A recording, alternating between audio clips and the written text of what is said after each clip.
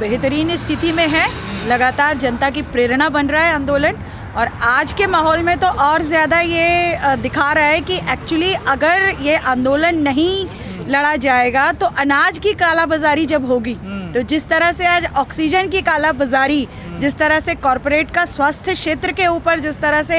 हमला है, जब अनाज की कालाबाजारी और भारत की खाद्य सुरक्षा को कॉरपोरेट के हवाले कर दिया जाएगा तो क्या स्थिति भारत की जनता की होगी, और वो चाहे भारत का मध्यम वर्ग हो, चाहे भारत की मेहनत कश जनता हो, उनकी क्या स्थिति होगी और उसका मुकाबला किया जाना कितना ज़रूरी है। आज के माहौल में तो ये आंदोलन का और ज़्यादा महत्व हो गया, और इसलिए इस आंदोलन को किसान तो लड़ ही रहे हैं। आज इस आंदोलन के समर्थन में जो अभी तक लोग समर्थन नहीं कर रहे थे, उनको भी महसूस हो गया है कि इस आंदोलन के पक्ष में खड़े रहना और इस आंदोलन को मजबूत करना कितना ज़्यादा ज़रूरी है। लेकिन मैडम, जहाँ तक मैं जानता हूँ, आज़ाद भारत में इतना लंबा आंदोलन कोई चला नहीं। देखिए, सवाल आज़ाद भारत का नहीं है, सवाल ये है कि 1947 के पहले भी भारत में जो ताकतें राज कर रही थी, 1947 के बाद भी लगभग उसी वर्ग का राज है। उस समय अंग्रेज प्रत्यक्ष रूप से राज कर रहे थे और आज अंग्रेज़ों के नुमाइंदे राज कर रहे हैं, क्योंकि आज बिल्कुल देखने को मिल रहा है किस तरीके से अदानी, अंबानी, वॉलमार्ट जैसे कॉरपोरेट घरानों की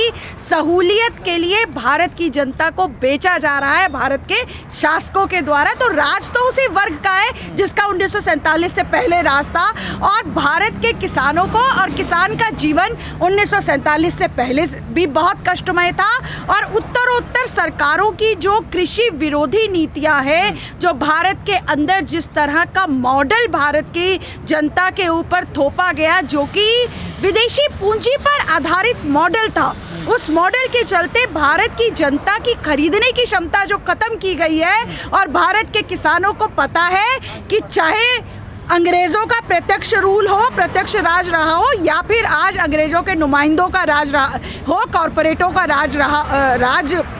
चल रहा है, तो लड़ाई तो लंबी होती है। और किसान है, इसको तो वैसे ही धैर्य के साथ जीवन को पैदा करता है। किसान जो अनाज जीवन होता है, और जीवन को पैदा करने का काम वो कष्ट किसान झेलता है और वो करता है आंधी बारिश तूफान में लंबा समय लगा कर के। तो उसको अपने आंदोलन में भी लंबा समय, उसको पता है कि ये लंबी लड़ाई है, क्योंकि कॉरपोरेटों के खिलाफ की लड़ाई है, और पूरी जोश और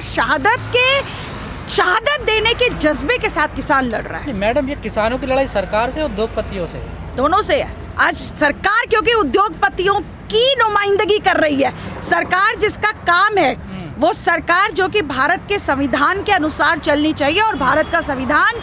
जिसकी प्रस्तावना कहती है हम भारत के लोग समाजवादी गणराज्य जैसे प्रस्तावना के अंदर जो शब्द हैं, और जिसके अंदर भारत के किसानों को, भारत की जनता को बहुत सारे अधिकार हैं, परंतु क्योंकि ये सरकार अपना चरित्र बार बार दिखा रही है कि वो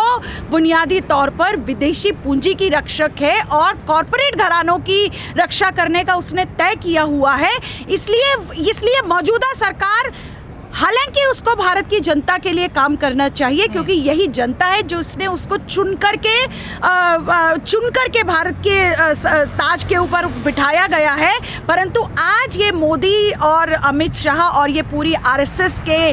नेतृत्व वाली भाजपा की सरकार दरअसल कॉरपोरेट परस्तों की सरकार के रूप में सामने आ रही है, इसलिए लड़ाई दोनों से। हर सरकार का झुकाव रहता है ना कॉरपोरेट की तरफ। बिल्कुल, और यही हम देख रहे हैं कि एक्चुअली यही मुख्य बात भी है कि भारत के अंदर जो भी सरकार आई है वो असल में किसी भी दल की रही हो, उसका जो झुकाव रहा है वो बेसिकली भारत के अंदर कॉरपोरेट परस्ती की नीतियां थोपने का ही रहा है। इसलिए वास्तविक लड़ाई कॉरपोरेट से भी है, और इसलिए कॉरपोरेटों की रक्षा करती हुई सरकारों से इमीडिएट लड़ाई उनके साथ किसानों की बन रही है, क्योंकि ये सरकार है जो कि कॉरपोरेट परस्ती के कानून ला रही है, और इसको वापस करने का काम सरकार का है। इसलिए लड़ाई सरकारों के साथ, इमीडिएट लड़ाई सरकारों के साथ। क्या किसान इसका विश्लेषण कर रहे हैं कि आंदोलन हमारा किस स्थिति में है, कहाँ कमी रह रही है, क्या वजह है? देखिए, मैं तो प्रगतिशील महिला संगठन हूँ, और मैं तो जो है किसानों की जो ये लड़ाई है, जो आज कॉरपोरेट परस्त 3 कृषि कानूनों के खिलाफ किसान संयुक्त मोर्चा के नेतृत्व में पूरे देश के किसान जिस तरीके से संघर्ष कर रहे हैं, दिल्ली के बॉर्डर्स पर हैं, अलग अलग गांवों में हैं, पंचायतों में हैं, पूरे भारत के अंदर किसान आज संघर्षों में है। और मैं तो ये कहती हूँ कि ये संघर्ष भारत की जनता के लिए, हमारे जैसे संगठनों के लिए, उन तमाम ताकतों के लिए जो आज कॉरपोरेट के चुनौतियों को देख पा रहे हैं, कॉरपोरेट के हमलों को झेल पा रहे हैं, खासकर कोविड के काल के अंदर। तो ये किसानों का आंदोलन बहुत प्रेरणा का स्रोत है आज। और जाहिर सी बात है, किसान संगठन जैसा हम महसूस कर रहे हैं कि वो इस लड़ाई को आगे बढ़ाने के लिए ही लगातार कोशिश कर रहे हैं और उसमें वो सफल भी हो रहे हैं। मैम, आपको नहीं लग रहा शाहीन बाग आंदोलन आपने देखा था, उसी स्थिति में आंदोलन पहुंच चुका है? नहीं, बिल्कुल नहीं। ये आंदोलन उस स्थिति में नहीं है, क्योंकि शाहीन बाग को सरकार जो है कह लीजिए कि सरकार उसको कुचलने में, क्योंकि जिस तरीके से दिल्ली के अंदर उन्होंने फरवरी के अंदर जिस तरीके से पूरा हिंसा का दौर दिल्ली के अंदर चलवाया शाहीन बाग को लेकर के, और फिर भी शाहीन बाग चला, और जिस तरह से सरकार ने उस आंदोलन को दमन करने के लिए कोशिश करी, तो ये उनकी कोशिश यहाँ किसानों के साथ ये सफल नहीं हो सकती है, क्योंकि ये किसान है, ये भारत की खाद्य सुरक्षा के लिए लड़ रहा है, और ये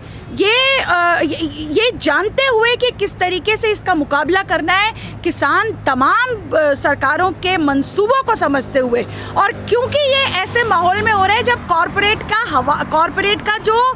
शिकंजा है वो भारत की जनता को किस तरह से मार रहा है। आज पूरा देश त्राही कर रहा है। आज इंटरनेशनल मीडिया के अंदर मोदी और शाह की जिस तरह की तस्वीरें